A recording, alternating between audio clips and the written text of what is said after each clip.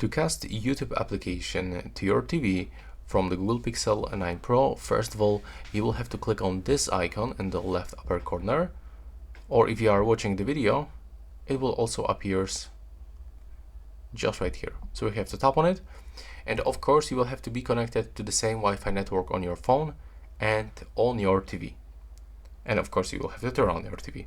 And once you actually did it, your TV will appear right here, so you will have to tap on it once and then with the remote controller accept connection. But sometimes the TV doesn't pop right here, so you can use the second method to link with a TV code.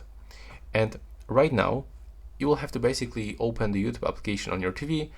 You will have to go to the settings, scroll down to the link with TV code section, and then a blue code will appear, so you will have to input it right here and then tap link if the code will be correct. And in my case, I've got the LG TV.